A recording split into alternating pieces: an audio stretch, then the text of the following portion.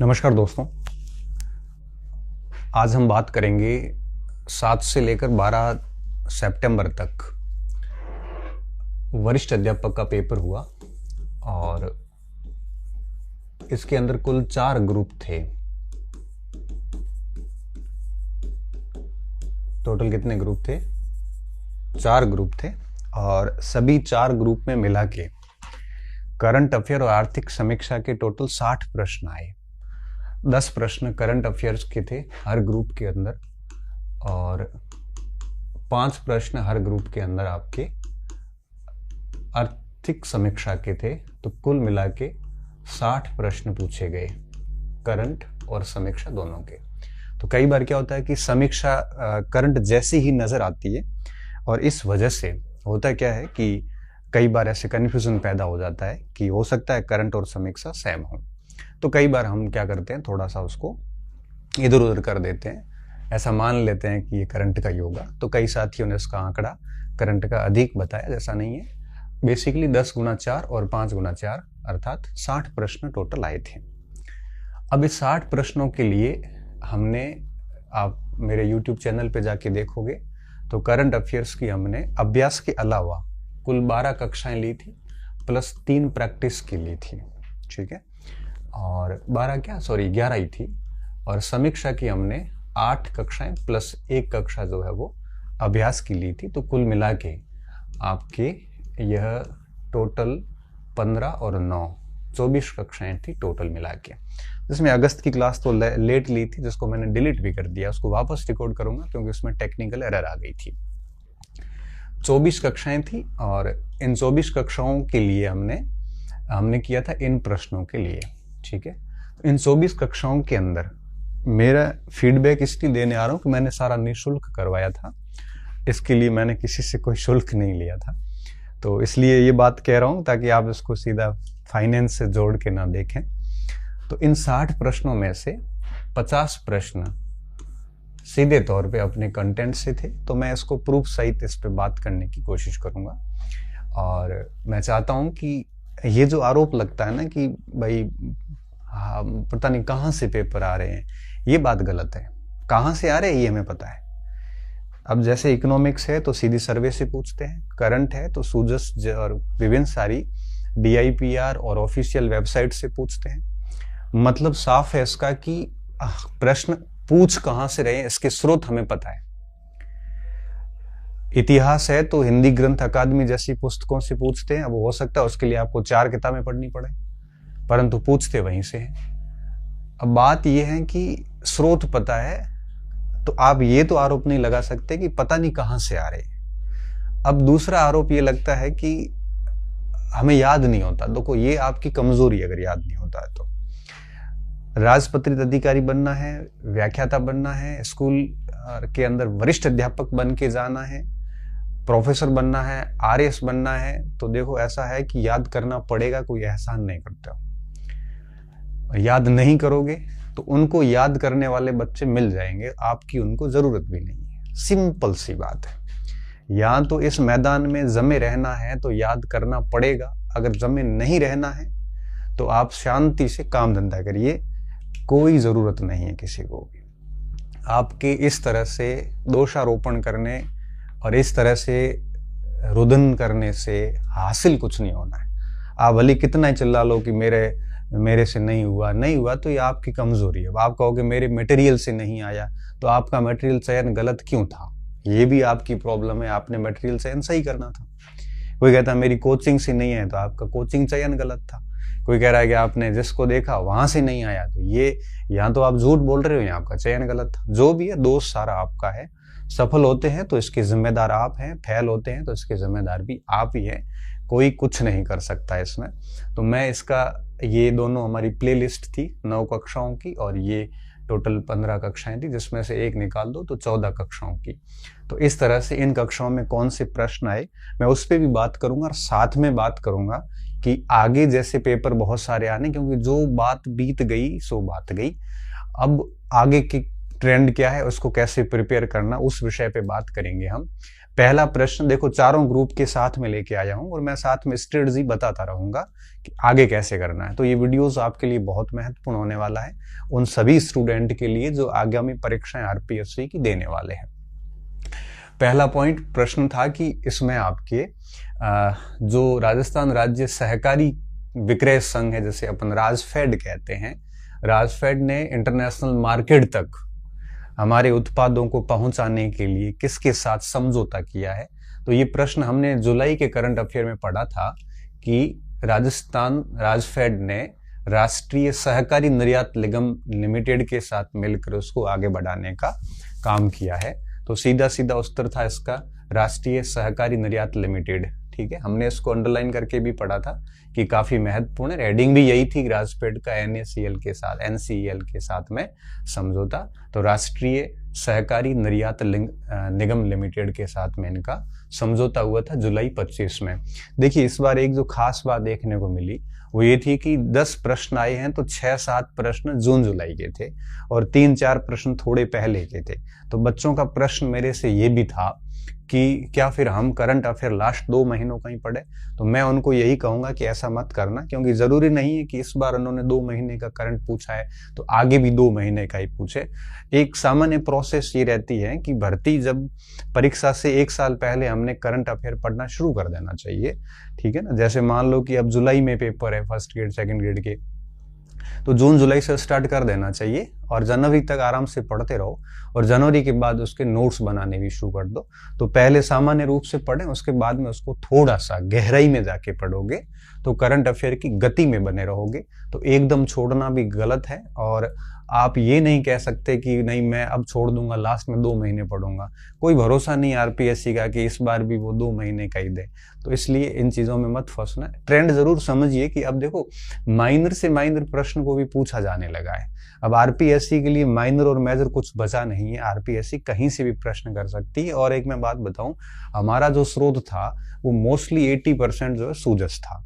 तो पेपर सूजस से बन रहे हैं और हम उसी को समझा रहे हैं और साथ में हम DIPR जैसी कुछ और वेबसाइट्स वगैरह उनसे भी कंटेंट को शामिल कर रहे हैं ताकि आपको एक जगह पे सारा मिल रहा है। मैंने महीने में 1 के औसत से क्लास ले रहा हूँ तो, और ये सीरीज में आगे भी जारी रखूंगा जुलाई तक, तो आप निश्चिंत रहिए।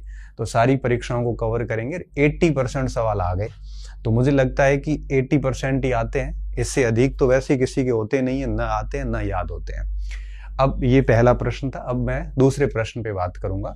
ये प्रश्न अपने कंटेंट से नहीं आया, मगर मैं आपको बता दूं जून की क्लास में हमने ये पूरी चैंपियनशिप पढ़ी थी, परंतु अगर आप देख लेना वहां पे जाके, बट हमने ये नहीं पढ़ा कि इसमें किसने गोल्ड मेडल जीता। तो जून 25 को अजमेर में आयोजित राजस्थान राज्य सीनियर एथलेटिक्स चैंपियनशिप 2025 में पुरुषों की 200 मीटर दौड़ स्पर्धा को 21.41 सेकेंड में अंकित कुमार कसवा ने पहला स्थान प्राप्त किया। ये अपने कंटेंट से सीधा साधा बाहर था क्योंकि कोशिश करी थी, हालांकि ये लिखा है हमने जून की करंट अफेयर या जुलाई में आप चेक कर लेना वाली, जून में लिखा होगा, और परंतु ये विजेताओं के नाम हमने नहीं लिखे कि यार इतना कौन देखेगा। आरपीएससी वहां तक पहुंची है तो निश्चित तौर पे आगामी परीक्षाओं में हम इन चीजों का भी ध्यान रखेंगे। ये पहला प्रश्न था जो बाहर गया। उसके बाद में ट्रिप्स आया, ये इकोनॉमिक सर्वे से आया था। बहुत अच्छे से मैंने ट्रिप्स के 8 एक्ट आपको बहुत बोले भी थे और लिखवाए भी थे और यहाँ पे भी पढ़े थे। तो ये ट्रिप्स के 4 अधिकार है। ट्रिप्स के अंदर आपको पता है कि ये ट्रेड रिलेटेड इंटेलेक्चुअल प्रॉपर्टी का काम देखता है, वाइपो के अंडर में देखता है, जो आपके कॉपीराइट्स है, ट्रेड मिल है, पेटेंट्स है और आपके फॉर्मूलाज होते हैं वो है। इसके अलावा आपके ये GI टैग वगैरह, ये सारा का सारा काम कौन देखता है? ट्रिप देखता है। उसके बाद में सर्वे का सीधा सीधा सवाल था कि सुमेलित करिए कपास, रेशम और मानव निर्मित रेशा उत्पादन को मैच करना था। बहुत स्पष्ट लिखा था हमने कि कपास, रेशम और मानव निर्मित फाइबर में विश्व स्तर पर भारत दूसरे स्थान पे, मतलब पहले का पॉइंट हो गया C। दूसरा है फार्मास्यूटिकल्स। फार्मास्यूटिकल्स दुनिया का तीसरा सबसे बड़ा उद्योग है, इसका हो गया आपके D। और दूध और मांस का भी हमारे पड़ा हुआ है, बट उत्तर यहीं से दोनों से निकल जाता है, C और D से। तो उत्तर क्या होगा इसका? D बैठेगा। बहुत अच्छी तरीके से हमने समीक्षा से पढ़ा था। और इंटरेस्टिंग बात बताऊं, समीक्षा के 20 सवाल अंदर आए। जो भी 5-7 प्रश्न बाहर गए हैं वो सारे के सारे किससे गए, करंट अफेयर से गए, ये समीक्षा के प्रश्न हैं। तो पहले का सी हो गया आपके मतलब आपके कपास और रेशम के मामले में भारत जो है वो आपके दूसरे स्थान पे है, मतलब पहले का सी बैठ गया, उत्तर यहाँ पे आ जाता है। उसके बाद में फिर समीक्षा से प्रश्न आया है कि राज्यवार विश्लेषण कीजिए। ये हमने भारतीय आर्थिक समीक्षा में पढ़ा था सर्विस सेक्टर के अंदर, और मैंने कहा था कि महाराष्ट्र 17%, कर्नाटका 11%, तमिलनाडु 9%। तो इसने कहा है कि सभी राज्यों के कुल सर्विस सेक्टर के अंदर महाराष्ट्र का हिस्सा 20% से अधिक है। ये कथन गलत है, क्योंकि महाराष्ट्र का हिस्सा बेसिकली कितना है, 17% है, और इसको हमने ठीक तरीके से यहाँ पढ़ा भी था। और इसके बाद में दूसरा पॉइंट है कि सभी राज्यों के कुल सेवा क्षेत्र का सकल राज्य मूल्यवर्धन में, हमने देखो यहाँ पढ़ा है इसको कि जीएसबीएम में कर्नाटक, महाराष्ट्र, तमिलनाडु, उत्तर प्रदेश और गुजरात का हिस्सा 50% से अधिक है, और ये कथन ये एज इट इज यही लिखा हुआ है। तो केवल 2 नंबर है वो इसका सही है, और ये सर्वे की भाषा भी इन्होंने परीक्षा में चेंज नहीं करी है। तो मैं हमेशा कहता हूं कि जब आपके एक राजस्थान की अर्थव्यवस्था कोर्स में होती है तो आप राजस्थान की आर्थिक समीक्षा पढ़िए, जैसे आपको प्रोफेसर में काम आएगी, राजस्थान प्रशासनिक सेवा और सब इंस्पेक्टर में काम आएगी, और आपके जहां कहीं राजस्थान की अर्थव्यवस्था है वहां सारा काम आएगा, सेकंड ग्रेड में भी इवन और L2 में भी इवन।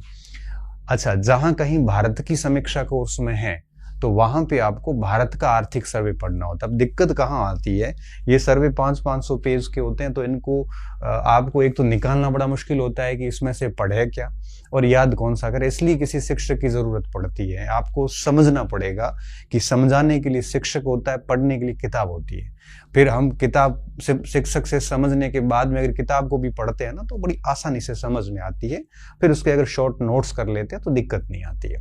तो इसलिए आपको बैलेंस होकर चलना पड़ेगा। अब दौर समझदार स्टूडेंट का है, जो विद्यार्थी बहुत समझदारी के साथ काम करेगा निश्चित तौर पे वो सफल होगा, और जिसमें समझ नहीं है और वो अपनी समझ को कहीं और यूज कर रहा है तो निश्चित तौर पे उसका काम थोड़ा खराब है। आगे देखिए कि प्रश्न है 2023-24 के अंदर भारत का सबसे अधिक व्यापार भारत का किस देश के साथ में हुआ है।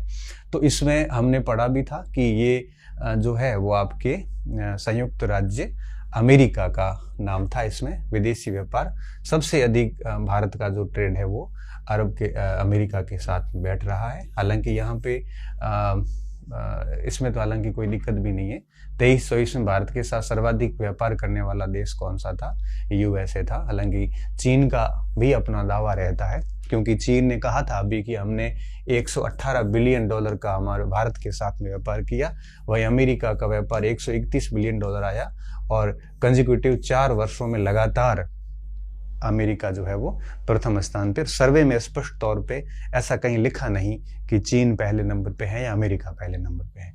इस वजह से थोड़ा सा ये प्रश्न जो है वो विवादित सा लग रहा है कि इसमें क्या मानेंगे। अगर गवर्नमेंट के PIB के डॉक्यूमेंट्स होंगे तो उत्तर अमेरिका जाएगा, अन्यथा ये चीन भी मान सकते हैं, पर मुझे लगता है 4 होना चाहिए, क्योंकि PIB एक ऑफिशियल वेबसाइट मानी जाती है। सर्वेक्षण 2024-25 के अनुसार 2022 में विश्व के निर्यातों में भारत की हिस्सेदारी कितनी है। तो देखो निर्यातों में भारत की हिस्सेदारी 1.8% है वस्तुओं की, तो इसमें ऑप्शन पड़ा है, परंतु इसमें कहीं पर भी इन्होंने सेवा या वस्तु लिखा नहीं है। और ये जो निर्यात प्रश्न का उत्तर जो है ना वो बेसिकली 1.8 तो है वस्तुओं का, और सेवाओं की बात आती है तो वो है 4.3%। तो ये वस्तुओं का जो निर्यात है ये कितना है 1.8%, और सेवाओं का निर्यात कितना है तो वो है आपके 4.3%। ठीक है, और इन्होंने इसके अंदर वस्तु और सेवा दोनों नहीं लिखा है। तो ऐसी स्थिति में क्या दिक्कत आ सकती है कि उत्तर का थोड़ा सा डाउटफुल हो सकता है, लेकिन हम यहाँ पे ऑप्शन के अनुसार ये मानेंगे और विवादित किया जा सकता है इसको। उसके बाद में ग्रुप A का है, ये गड़ीसर झील क्यों प्रदेश में चर्चा में रही। तो हमने पढ़ा था कि वंदे गंगा जल संरक्षण अभियान जो है यहीं पे समाप्त हुआ था। तो सीधा सीधा ऑप्शन है कि इसका वंदे गंगा अभियान जो है वो यहाँ पे समाप्त हुआ था। ये सुजस की सीधी सीधी न्यूज थी, जून के महीने की न्यूज है ये। आगे देखते हैं वंदे गंगा। राइजिंग राजस्थान, ये जून में पड़ा था, 11-12 दिसंबर को होगा राइजिंग राजस्थान। अब देखो इसकी एक बिंदु और भी है, 11-12 दिसंबर, ये जून के महीने में था। फिर अगस्त की जो मैंने क्लास ली वो आप देखना, उसमें आता है आपकी डेट 9 व 10 दिसंबर। अब दिक्कत ये है कि सरकार क्या मानेगी। सरकार ने पहले 11 और 12 दिसंबर तय किया था, और फिर अगस्त के अंदर जब वापस नई आई तब उस समय उन्होंने 9 और 10 दिसंबर कर दिया। तो इस हिसाब से मैंने अगस्त में पढ़ा है, आप देख लेना अगस्त को। हालांकि क्लास तो मैंने अगस्त की अभी हटा दी टेक्निकल एरर के कारण, और आप उसको देख सकते हैं अच्छे से।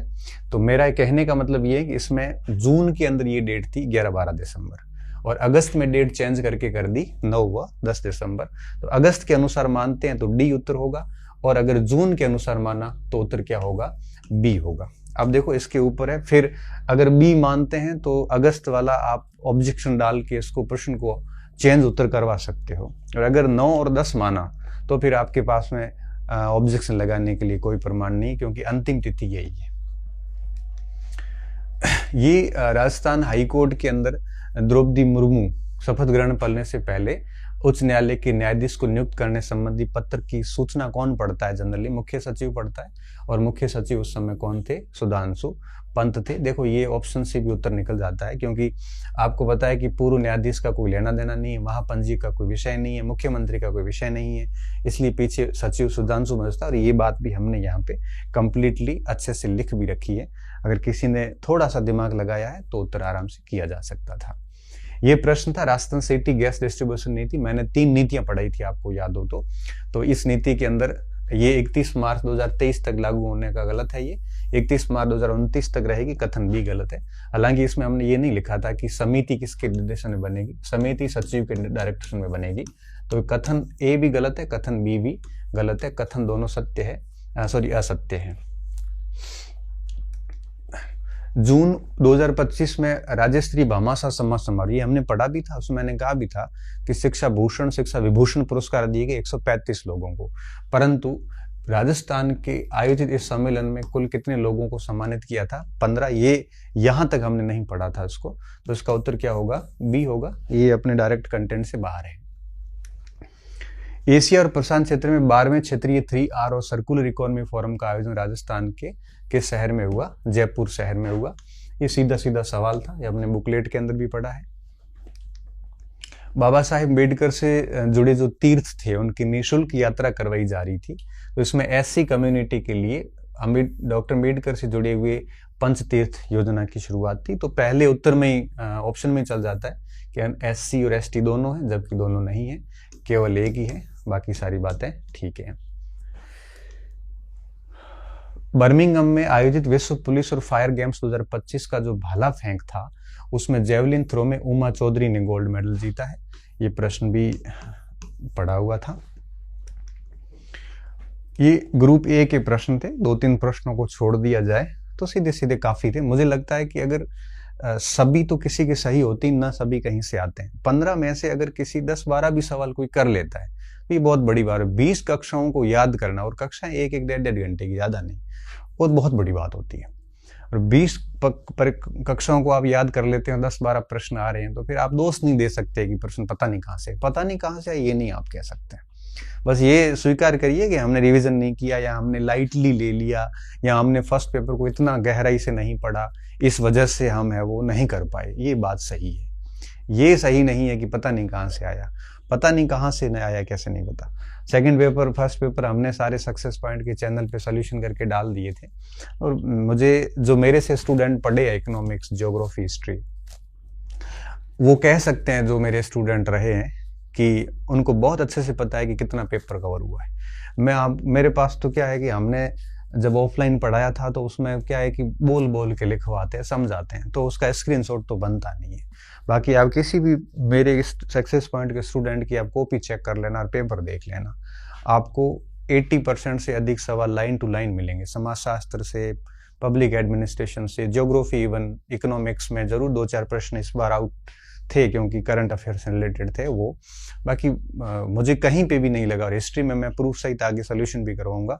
17-18 सवाल 19 आए थे टोटल, उसमें से 17 सवाल सीधे अपने नोट्स में से थे, जो नोट्स मैंने सेकंड ग्रेड बुकलेट के लिए अलग जारी करी थी। तो आप ये नहीं कह सकते, अब आप ये कहोगे सर वो ज्यादा है, अब ज्यादा तो करना ही पड़ेगा। जब आरपीएससी इतनी सूक्ष्मता से साथ जा सकती है तो हम उसको निपटा कैसे सकते हैं। 10, 20, 50 पेज पढ़ने वाला दौर गया। अब आपको पढ़ना है तो ढंग से पढ़ना पड़ेगा और ज्यादा भी पढ़ना पड़ेगा, कोई ऑप्शन नहीं है आपके पास में। और अगर नहीं पढ़ पाओगे तो कोई बात नहीं, आरपीएससी को वैसा पढ़ने वाले लोग मिल जाएंगे। पीसी महालनोबिस ये 29 जून को आयोजित हुआ था, सीधा सीधा ऑप्शन है इसका। ये मैं दूसरी बार सोल्यूशन करवा रहा हूँ, पहली बार सोल्यूशन हमने सक्सेस पॉइंट पे उसी दिन करवा दिया था। ये भी जून जुलाई 2025 के करंट अफेयर से आया है। ये ऊंट प्रतियोगिता का प्रश्न था, बहुत स्पष्ट पड़ा था कि इसका पहला संस्करण 6 जुलाई 2025 को पुष्कर मैदान में आयोजित हुआ। तो ये पॉइंट बिल्कुल सही है कि पुष्कर मैदान में 25 को जुलाई 25 को आयोजित हुआ, और इसको आयोजन का काम कैमलिट्स स्पोर्ट्स इंडिया फेडरेशन और राजस्थान ऊंट दौड़ संघ के संयुक्त तत्वाधान में हुआ। और यही बात इसमें लाइन टू लाइन लिखी हुई है, तो दोनों कथन बिल्कुल सत्य है। ये सुजस्य प्रश्न था और दोनों कथन ठीक है इसके। रामाश्रय अवार्ड, ये प्रश्न हमने नहीं पढ़ा। क्यों नहीं पढ़ा? क्योंकि ये 2024 की घटना है और हमने करंट अफेयर शुरू किया जनवरी से, तो ये इस पे मैं दावा भी नहीं करूंगा और ये हम पढ़ भी नहीं पाए थे। ये शायद ही किसी ने पढ़ाया होगा, क्योंकि 24 की घटना को कौन देखता है। तो ये कथन दोनों ही सही है। इसमें बेसिकली जो बुजुर्ग लोग हैं उनके लिए अस्पताल में 10 बेड रिजर्व रखने की व्यवस्था है। तो कथन एक व कथन दोनों सत्य है। राजस्थान में स्थापित देश के पहले बालिका सैनिक स्कूल का नाम किसके नाम से रखा गया है? रामी देवी राम नारायण राठी नाम से। अगले ग्रुप में फिर ये भी पूछा गया है कि किस शहर में ये स्कूल स्थापित हुआ है। ये भी हमने जुलाई 2025 के करंट अफेयर में पढ़ा था। दीनदयाल अंत्योदय संबल पखवाड़ा पढ़ा था हमने जून की कक्षा में। मैंने कहा था कि अंत्योदय का मतलब होता है अंतिम व्यक्ति, और अंतिम व्यक्ति तक सरकार की सभी योजनाओं की जागरूकता ले जाना और उसको उन योजनाओं से लाभान्वित करने के लिए लिया गया था। तो सरकार लोगों से जुड़ी हुई योजनाओं में इनको आप निकाल दो, कर्मचारियों के मामले, इसके अलावा सारे मामले इससे जुड़े हुए थे। को-ऑप राइड का शुभारंभ सहकारिता विभाग ने कहां पे किया? तो हमने लिखा था कि इसको उदयपुर में किया। ये भी जून जुलाई की क्लास का है, तो इसका उत्तर भी क्या होगा? उदयपुर। गुर्जर सहित अति, ये अपने कंटेंट से बाहर था, और इसका उत्तर है कि गुर्जर एमबीसी की समीक्षा के लिए कौन सी कमेटी बिठाई है? जोराराम कुमावत के नेतृत्व में कमेटी गवर्नमेंट ने स्थापित की है। 1 जुलाई से 10 जुलाई के बीच में देहरादून में आयोजित, हमने लिखा सुखमन सिंह के बारे में कि सुखमन सिंह ने 10 मीटर एयर पिस्टल में रजत पदक जीता। तो 10 मीटर एयर पिस्टल में उन्होंने द्वितीय स्थान प्राप्त किया। ये क्लास जुलाई के क्लास का सवाल है। ये राजस्थान की शाहनूर अली, देखो Shahnoor Ali mini junior under 20 तलवारबाजी से संबंधित है। ये कथन सही है, और इसने 5 से 7 जुलाई को 2025 में जो अलवर की जो है ये खिलाड़ी, इसने स्वर्ण पदक जीता सागर इसको केरल की सरली सागर को हरा के। तो कहाँ पे आयोजित हुई थी ये प्रतियोगिता? नासिक महाराष्ट्र के अंदर। तो ये कथन भी सही है, बिल्कुल दोनों कथन बिल्कुल सही है। और ये प्रश्न हमने जुलाई के करंट अफेयर में पढ़ा था। तो आरपीएससी इस बार जून जुलाई में रही, बाहर गई नहीं। वैसे ये प्रश्न आउट ऑफ कंटेंट था। देखो इसमें है कि कबड्डी लीग, ये हमारा मूड ये था कि ये जैसे लीग पूरी हो जाएगी ना उसके बाद इसकी डिटेल से चर्चा करेंगे, परंतु इसमें इन्होंने पहले प्रश्न कर लिया। राजस्थान के 10 खिलाड़ी नहीं थे, बेसिकली 8 खिलाड़ी थे, और पिंक पैंथर्स द्वारा जो सचिन तंवर को खरीदा गया ये 1.58 में था, न कि 1.38 में, अर्थात दोनों कथन बिल्कुल गलत हैं। प्रति बूंद अधिक फसल, इससे संबंध में क्या था? ये हमने बहुत क्लियर पढ़ा था कि सरकार जल दक्षता को बढ़ावा देने के लिए प्रधानमंत्री कृषि सिंचाई योजना के घटक के रूप में पीडीएमसी, मैंने बहुत इंपॉर्टेंट करके भी इसको लिखाया था, आपको याद हो तो, पहल को लागू किया। एक कृषि और संबंधता वाली क्लास से लिया गया सवाल है, तो ये कथन बिल्कुल सही है। फिर हमने लिखा था कि इसमें कुल परियोजना लागत का 55% छोटे और सीमांत किसानों को और 45% सहायता आपके अन्य किसानों को मिलेगी। तो इसमें है 50% का आंकड़ा, जो कि आपके गलत है। तो केवल ए सही होगा, क्योंकि इसमें लिखा है कि प्रति बूंद अधिक फसल पहल के अंतर्गत कृषकों को सूक्ष्म सिंचाई की स्थापना के लिए, आपको पता है कि सूक्ष्म के लिए कितना मिलेगा, सूक्ष्म के लिए आपके 45% सहायता जो है वो सरकार देगी, ना कि 50%, तो केवल ए सही हो जाएगा। कपड़ा उद्योग के संबंध में कौन सा कथन सही है, ये इकोनॉमिक सर्वे के प्रश्न है। तो भारत जूट का एक प्रमुख उत्पादक है, ये लाइन पढ़िए आप, भारत जूट का एक प्रमुख उत्पादक है और कपास, रेशम और मानव निर्मित फाइबर उत्पादन में विश्व स्तर पर दूसरे स्थान पे है, ये कथन सही हो गया। अगला पॉइंट क्या है, भारत कपड़ा परिधान का छठा सबसे बड़ा निर्यातक है, जबकि इसने ऑप्शन में क्या लिखा है, तीसरा, इसका मतलब ये कथन गलत हो चुका है। निर्यातक के इस क्षेत्र में वैश्विक व्यापार में भारत की हिस्सेदारी 4%, इसने कितनी लिखी है, 6%, ये होना चाहिए 4%, दूसरा कथन गलत है। तीसरा आगे कंटेंट में अंदर क्या लिखा है कि भारत के कुल व्यापारिक निर्यात में हस्तशिल्प सहित कपड़ा और परिधान की हिस्सेदारी 2024 में लगभग 8% रही, यही लाइन लिखी है कि भारत के कुल व्यापारिक निर्यात में 2024 में 8% हिस्सेदारी रही, मतलब कथन ए और सी बिल्कुल सही है और बी कथन आपके गलत है। आप सोचिए प्रश्न की लैंग्वेज भी इकोनॉमी से चेंज नहीं करी है, तो आगे सेकंड ग्रेड के जो स्टूडेंट है इस बात से अवेयर रहना कि प्रश्न कहाँ से उठता है, फिर दोषारोपण करने से कोई फायदा नहीं है। बेहतर है कि अपनी स्ट्रेटजी चेंज करिए, अपनी मानसिकता चेंज करिए, अपना मैटर चेंज करिए अगर सही नहीं है आपके पास में, और याद करने की कोशिश करिए, केवल पढ़ के मत छोड़िए उसको, क्योंकि याद नहीं करोगे तो कोई मतलब इसका नहीं रहेगा। आगे, भारत की समृद्ध विरासत और शानदार ऐतिहासिक स्थलों को प्रदर्शित करने की थीम आधारित सर्किट रेलों के रूप में पर्यटन को बढ़ावा देने के लिए एज इट इज लिखा है, भारत ट्रेनों की थीम आधारित पर्यटन सर्किट रूप में पेश किया गया, समृद्ध सांस्कृतिक विरासत और शानदार ऐतिहासिक स्थलों को प्रदर्शित करती है। लाइन भी चेंज नहीं की है आर्थिक समीक्षा के अंदर इसमें, तो इसका उत्तर क्या होगा, भारत गौरव ट्रेन। वर्ष 2023-24 में भारत के लिए शीर्ष आयात गंतव्य अवरोही क्रम में लिखिए। तो सबसे शीर्ष में सबसे पहले नंबर पे चाइना आता है 15.1%, फिर रशिया आता है 9.1%, फिर यूएई आता है 7.1%, फिर यूएसए आता है 6%, फिर सऊदी अरबिया आता है 4.7%। अब आप इसमें देखिए चीन, रूस, यूएई, चीन, रूस, यूएई, मतलब ये दो ऑप्शन गए।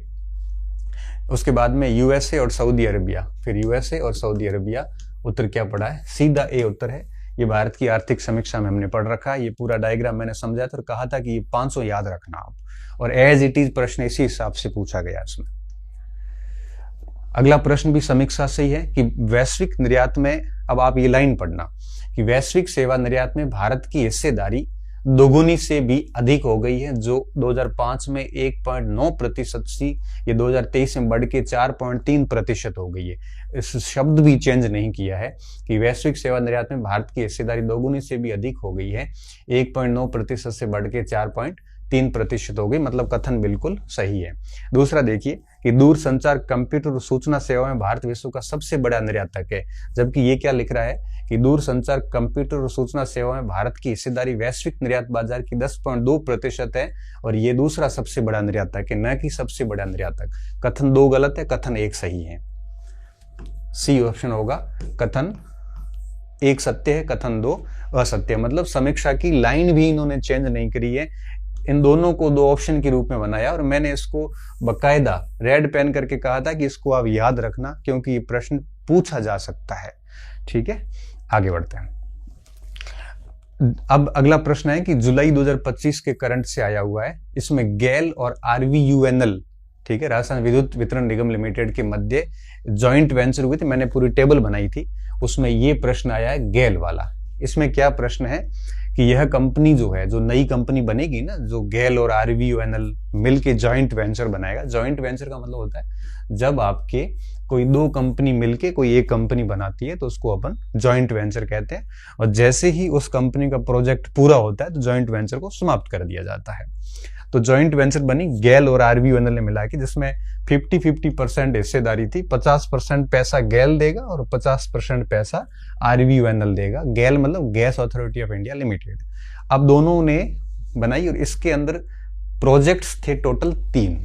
पहला प्रोजेक्ट क्या था कि 750 मेगावाट का सौर ऊर्जा और 250 मेगावाट की पवन ऊर्जा का एक संयंत्र स्थापित करना है। ये बिल्कुल था यहाँ पे, जिसमें से 300 मेगा धौलपुर के अंदर, धौलपुर में जो है वो आपके 300 मेगावाट का लगेगा और रामगढ़ में 270.50 का। देखो तो रामगढ़ में तो 270.50 सही है, ये भी सही है, और जॉइंट वेंचर है 50-50% धन लगेगा, ये बात भी सही है। गलती कहाँ पड़ी है? गलती पड़ी है आपके धौलपुर के अंदर। ये 530 नहीं है, बेसिकली कितना है? 300 मेगावाट है। तो यहाँ सीधा सीधा उत्तर बैठेगा बी ऑप्शन। और हमारे इसमें पड़ा, इसमें 8200 करोड़ का इन्वेस्टमेंट है। ठीक है, हमने इसको जुलाई की करंट अफेयर में पढ़ाया था। जुलाई 2025 में पहला वापस ये प्रश्न रिपीट हुआ। सैनिक विद्यालय, पहले नाम पूछा था, इस बार जगह पूछी है। तो जगह थी आपके जयमल सर, बीकानेर के अंदर। तो ये प्रश्न था medical travel value and travel policy. इसमें समिति के अध्यक्ष कौन होंगे, ये इस न्यूज के अंदर था, हमने ऊपर तो नहीं लिया। मेडिकल शिक्षा सचिव हमेशा जनरली सेक्रेटरी लोग ही होते हैं। बाकी देखो राज्य के मुख्य सचिव का लेना देना नहीं, विश्वविद्यालयों को कोई लेता नहीं है, और ऐसी तकनीकी समितियां हमेशा सचिव के अंडर में होती है। हालांकि इसमें भी हमने इस बात को बहुत तरीके से लिख रखा है।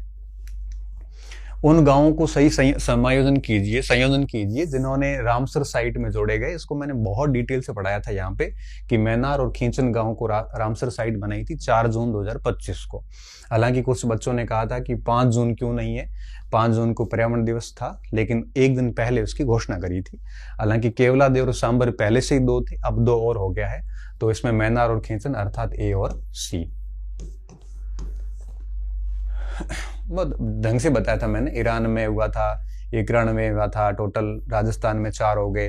पूरी डिटेल से हमने इसमें बात की थी। राजस्थानी भाषा के लिए ये मैंने अभ्यास में आपको पढ़ाया था कि राजस्थानी भाषा के लिए युवा पुरस्कार पूनम चंद गोदारा को अंतसरे आंगण पुस्तक के लिए दिया गया था। तो ये प्रश्न भी हमने जून जुलाई के अंदर इसको पढ़ रखा है। ये प्रश्न अपने कंटेंट से बाहर था। इसमें था कि जो बीसीसीआई की विभिन्न सारी प्रतियोगिता में भाग लेने की जो टीम चुननी थी, उसमें जो आरसी की जो एडहॉक कमेटी थी, उस कमेटी में जो सीनियर पुरुष वर्ग की जो चयन समिति है, उसमें कौन सा व्यक्ति शामिल नहीं था? नरेश गहलोत उसमें शामिल नहीं था। राजस्थान के पहलवानों ने जो आपकी बिहार में खेलो इंडिया यूथ गेम हुए, उसमें जो कुश्ती है उसमें कितने स्वर्ण, कितने रजत और कितने कांस्य पदक जीते? तो इसमें बहुत स्पष्ट हमने लिखा था कि 2 स्वर्ण थे, 1 रजत था और 6 कांस्य थे। सीधा सीधा उत्तर है। हमने इसमें नाम भी लिखे हैं। पलक यादव ने रजत जीता है, अश्विनी बिश्नोई और दक्ष शर्मा ने है वो स्वर्ण पदक जीते। तो ये मई की क्लास से प्रश्न है, वो सीधा पुटअप किया गया। तो मई तक प्रश्न करे हैं इन्होंने ज्यादा। जुलाई 25 तक आभा आईडी बनाने में ये हमने बुकलेट में है, दूसरे स्थान पे रहा राजस्थान 6 करोड़ बना के। पहले स्थान पे नहीं था। कौन से स्थान पे था?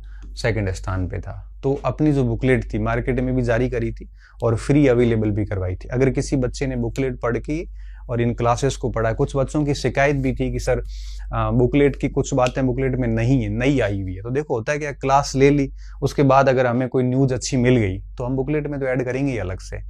अब ऐसा नहीं है कि आपने बुकलेट पढ़ गई अब क्लासें नहीं देखनी। देखो मैं तो कहूँगा दोनों करिए। कई बार क्या होता है कि कोई क्लासेस में एरर भी होती है, तब भी हम उसको ठीक करके बुकलेट में डाल देते हैं। कई बार हमें लगता है कि क्लासेस की ये विषय वस्तु बहुत अधिक काम की नहीं, तो हम बुकलेट में उसको शामिल नहीं भी करते हैं। और कई बार क्या होता है कि क्लासेस, जैसे फरवरी की क्लासेस थी, उसमें हमें बाद में 2 बड़ी अच्छी घटना और मिल गई, तो हम बुकलेट में शामिल कर लेते हैं। तो मेरी सलाह आपको यही है कि दोनों देखते रहिए आप। बुकलेट छोटी सी है और साथ में क्लासेस भी। तो क्या होता है कि समायोजन बना रहेगा और पूर्णता का आभास होगा आपको। राजस्थान के किस शहर में पॉन्टून तकनीकी से बनी पहली इलेक्ट्रॉनिक डबल डेकर बोट का शुभारंभ किया? मैंने पिछोला झील पढ़ाया था आपको।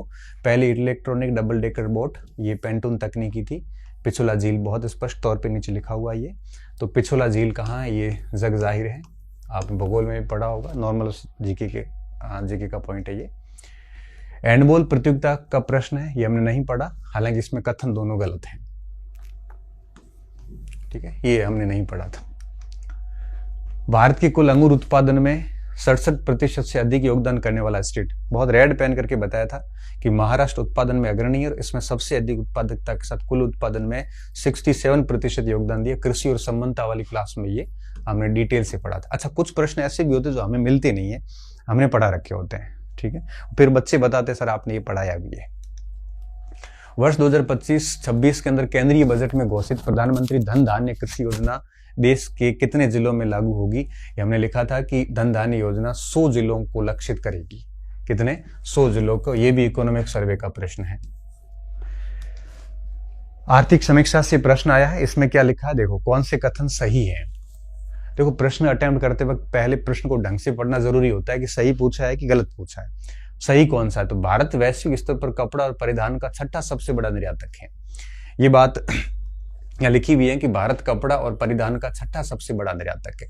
तो ये कथन हो गया बिल्कुल सही। तो एक सही है, इसका मतलब डी हो नहीं सकता। दूसरा क्या है?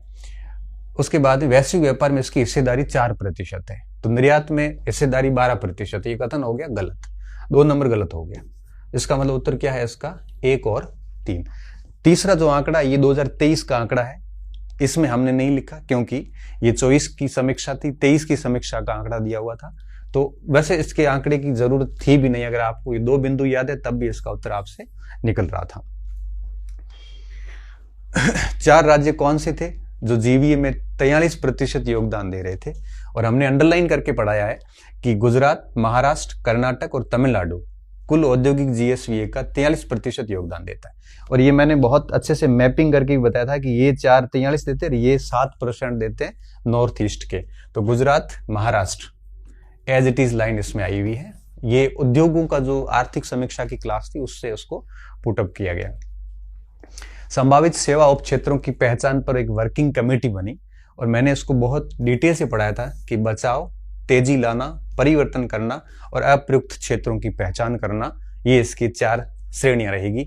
तो देखो, बचाव, इसने तेजी लिखा है सर्वे में, इन्होंने लिखा गति बढ़ाना, परिवर्तन लाना और अप्रयुक्त क्षेत्र। सीधा सीधा प्रश्न था, हालांकि बहुत सूक्ष्मता के साथ पूछा गया। जनरली हम इतना डेप्थ में जाके पढ़ते नहीं है और हम ऐसी बातों को अक्सर इग्नोर करते हैं। फिर कंटेंट में मिल तो जाता है, परंतु हमें यूं लगता है कि फिर उस समय पढ़ते वक्त लगता है कि इतना कौन पूछता है। ये हमें भी लगता है। जैसे मैं बताऊं, वो जो शिक्षा सम्मेलन ने 15 लोगों को सम्मिलित किया, ये मेरे पेज पे लिखा हुआ पड़ा है। हमने इसलिए नहीं इसमें शामिल किया कि इतना कौन पूछता है, और वो पूछा है। और अजमेर में जो प्रतियोगिता हुई, जिसका कशवा जिसका उत्तर था, ये भी हमारे लिखा हुआ था। बोले पढ़ाया क्यों नहीं कि इतना कौन पूछता है। तो ये आपके साथ दिक्कत नहीं है, ये हमारे साथ भी होता है। हम भी कई बार, क्योंकि देखो शिक्षक के सामने क्या समस्या होती है, कंटेंट इतना सारा है, उसको संक्षिप्त करके और आपको 20-30 पेज में करना है, ठीक है। अब उसमें से कई चीजें हमें छोड़नी बहुत पड़ती है। फिर कई बार ऐसी चीजें भी छूटती हैं जो परीक्षा में बाद में आ भी जाती है। फिर हम छोड़ देते हैं, उसके बाद फिर आपको नहीं छोड़ना चाहिए, क्योंकि जो छोड़ना था हमने छोड़ दिया। फिर आपके पास जो भी शिक्षक बताते, मुझे लगता है वो पढ़ लेना चाहिए। तो इसका उत्तर क्या है आपके? सी। आईपीएल 2025 में सुपर स्ट्राइकर का जो अवार्ड था, ये मैंने अप्रैल में पढ़ाया था आपको, वैभव सूर्यवंशी को दिया गया। सुपर स्ट्राइकर का मतलब होता है जिसकी स्ट्राइक रेट शानदार हो, ठीक है ना। मतलब प्रत्येक जो 100 का एवरेज निकलता है कि भाई 4 बॉल खेल के अगर किसी ने 16 रन बनाए हैं तो 400 स्ट्राइक हो जाती है। 4 बॉल खेल के अगर 4 रन बनाए हैं तो 100 की स्ट्राइक रेट आ जाती है। तो सबसे बढ़िया स्ट्राइक रेट किसी रही? वैभव सूर्यवंशी की। एम्स जोधपुर, देखो ये हमने नहीं पढ़ा, इसमें इसके बीच इनिशिएटिव का शुभारंभ किया गया। अब पढ़ा है तो भी मुझे याद नहीं कहां पढ़ा। इसका उत्तर है आबू रोड के अंदर किया गया, सिरोही जिले में। ये कुल गुरु और कुलपति बनाए थे, पूरी डिटेल लिखी थी। और हमने लिखा था कि भगवती प्रसाद को कोटा विश्वविद्यालय का कुलगुरु बनाया।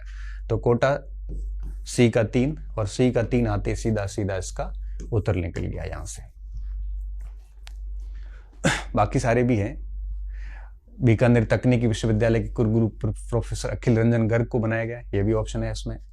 और इसके अलावा आपके कौन सा है? त्रिभुवन शर्मा शायद हमने नहीं लिखा, बाकी 2 लिखे हुए पड़े हैं, तो दोनों से उत्तर बैठ गया आपका। सांख्यिकी दिवस पढ़ाया था, लेकिन इतना भी डिटेल से नहीं पढ़ा कि उसमें कौन सी किताबों का शुभारंभ नहीं हुआ। वित्तीय समावेशन एवं सामाजिक सुरक्षा वेबसाइट का शुभारंभ नहीं हुआ, बाकी सारी चीजों का शुभारंभ हुआ। ये पेपर्स जितने भी होते हैं, ये हमें भी शिक्षा देते हैं कि आगे आपको किस तरह से पढ़ाना है, किस तरह से ध्यान रखना है।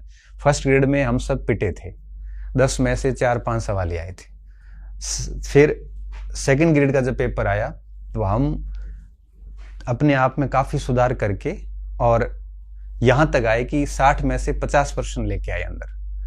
और आगे जब कॉलेज प्रोफेसर का एग्जाम है, अध्यापक का एग्जाम है, और इसमें हमारी कोशिश रहेगी कि हम इसमें अभी 80% आए, हम 90% तक आएंगे, क्योंकि हम उसमें और कुछ सुधार करेंगे।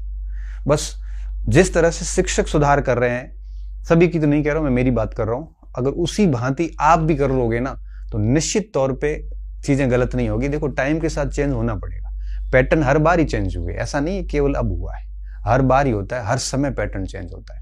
2005 के पेपर 10 वालों को कठिन कुछ नहीं लगते थे, 10 के पेपर 15 वालों को कुछ नहीं लगते थे, 15 के पेपर 20 वालों को कुछ नहीं लगते थे, 20 के पेपर 25 वालों को कुछ नहीं लगते हैं, और 30 के अंदर 25 के पेपर कुछ नहीं लगेंगे, 35 के अंदर 30 के पेपर कुछ नहीं लगेंगे। हर 4-5 साल में ट्रेंड धीरे धीरे बदलता है, ये तय बात मान के चलिए। आप खुद इस बात को चेक कर सकते हो कि आज 2025 चल रहा है, अब 22 का पेपर देख लो, आपको सिंपल लगेगा। और 2030 के बच्चे ये कहेंगे कि 25 में कुछ आता ही नहीं था, क्योंकि जैसे जैसे नई जनरेशन आएगी पैटर्न चेंज होंगे, इसको आपको स्वीकार करना पड़ेगा। ठीक है। राइजिंग राजस्थान ग्लोबल समिट हुई और इसमें औद्योगिक भूखंड की दर क्या रहेगी, मैंने ये जून जुलाई के करंट अफेयर में पढ़ाया आपको अभ्यास के अंदर, और मैं लिखा था कि रिको औद्योगिक क्षेत्र में आरक्षित दर पर औद्योगिक भूखंड उपलब्ध करवाया जाएगा, तो संबंधित औद्योगिक क्षेत्र में भूखंड की आरक्षित दर लागू होगी। कितना सीधा सीधा प्रश्न आया इसमें, 70-80 कुछ भी नहीं था, सीधा सीधा छठा सवाल था ये, मतलब जब हमने अभ्यास किया उसमें। ये प्रश्न आधा अधूरा आया अपने कंटेंट से कि सर्बिया की बेलग्रेड के अंदर अभिजीत गुप्ता इंटरनेशनल मास्टर बने, तो ये बेसिकली यश भरड़िया बने थे, ना कि अभिजीत गुप्ता। अभिजीत गुप्ता 2005 में बन गए थे। कथन ए तो बिल्कुल गलत है और कथन बी बिल्कुल सही है कि श्रेयांशी जैन को गोल्ड मेडल मिला था, केवल कथन बी सत्य है। 5 अप्रैल, ये अप्रैल की घटना है। राजस्थान के क्षेत्रीय ग्रामीण बैंक, राजस्थान बड़ौदा ग्रामीण बैंक, बड़ौदा राजस्थान क्षेत्रीय ग्रामीण बैंक का सम्मेलन राजस्थान ग्रामीण बैंक में किया गया। राजस्थान ग्रामीण बैंक का प्रायोजक बैंक कौन है? एसबीआई है। राजस्थान ग्रामीण bank state bank of India द्वारा प्रायोजित है।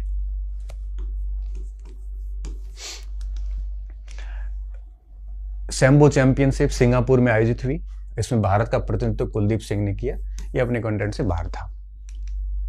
पंडित दीनदयाल उपाध्याय गरीबी मुक्त गांव योजना में क्या था कि जो बीपीएल परिवारों को रोजगार और आजीविका से जुड़ी गतिविधियां उससे लिए अधिकतम 1 लाख रुपए तक दिए जाएंगे, कथन एक गलत है।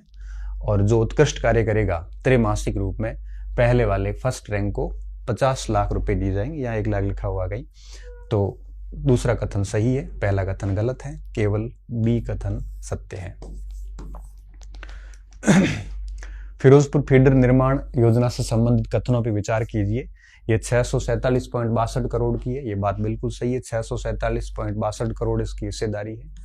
इसमें हरियाणा की हिस्सेदारी 66% और राजस्थान की हिस्से 34% है, ये कथन गलत है, क्योंकि पंजाब और हरियाणा राजस्थान है इसमें, जिसमें पंजाब की हिस्सेदारी 58.54 है और राजस्थान की 41.46 है, ये कथन बिल्कुल गलत है। तो अब आप देख लो, सही कथन का चयन करना है। कथन नंबर 2 बिल्कुल सही है, तो ये तो गया, और कथन 3 गलत है, ये भी गया।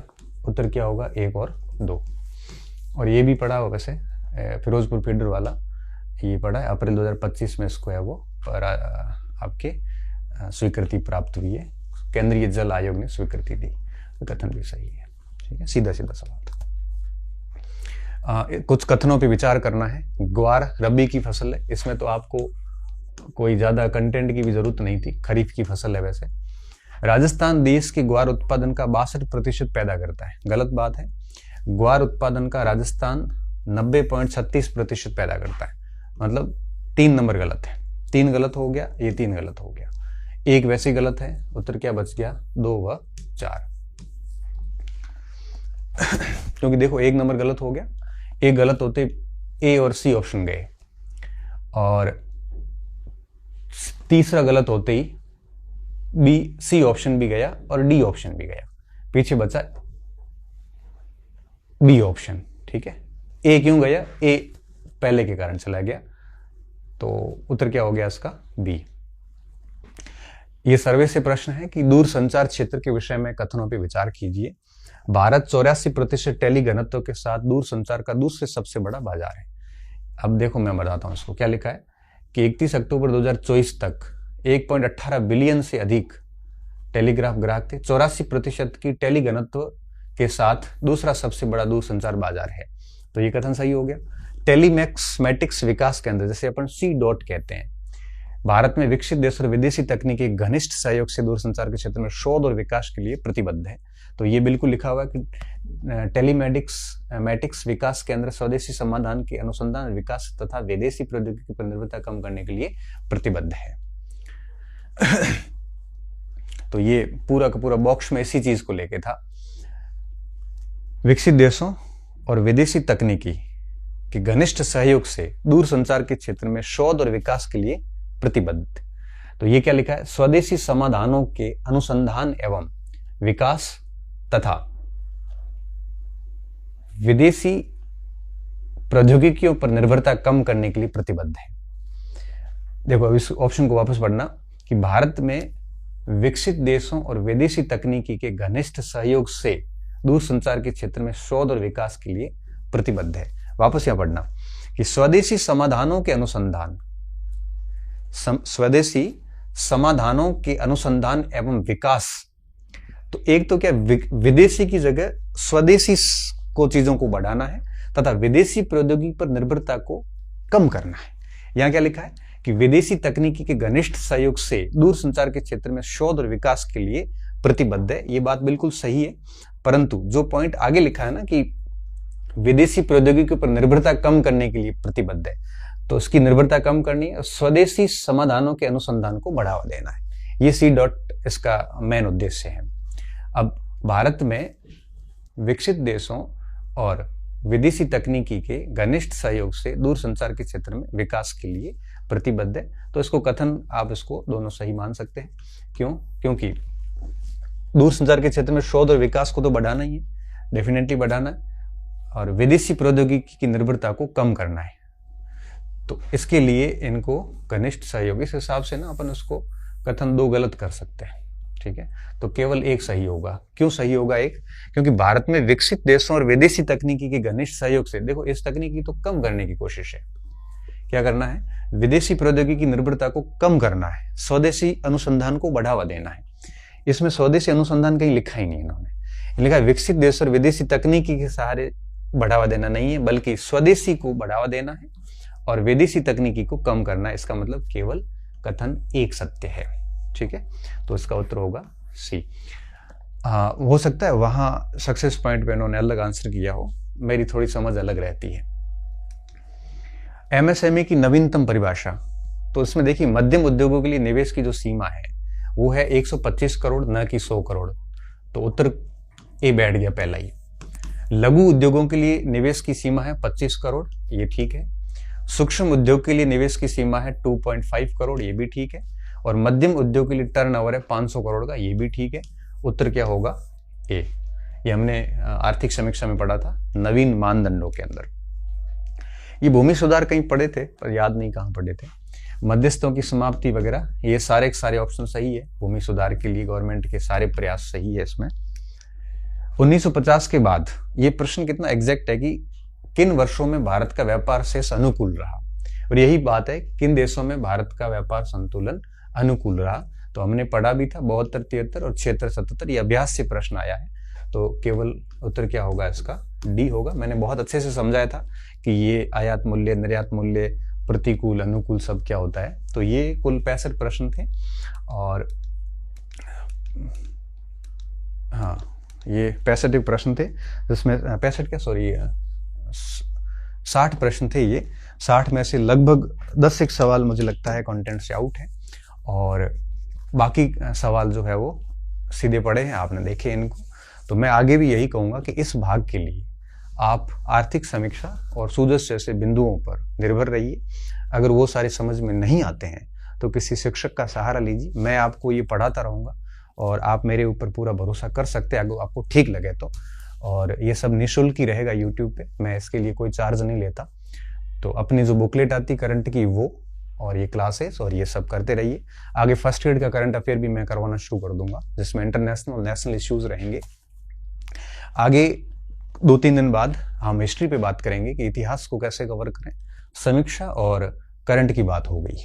ठीक है, अब आपको इससे बात समझ में आ गई होगी कि आगे की परीक्षाओं के लिए क्या पढ़ना है, क्योंकि सच्चाइयां आपको स्वीकार करनी पड़ेगी और कोई ऑप्शन नहीं है आपके पास में। तो सच्चाइयां स्वीकार कीजिए, बदलते पैटर्न के अनुसार खुद को बदलिए।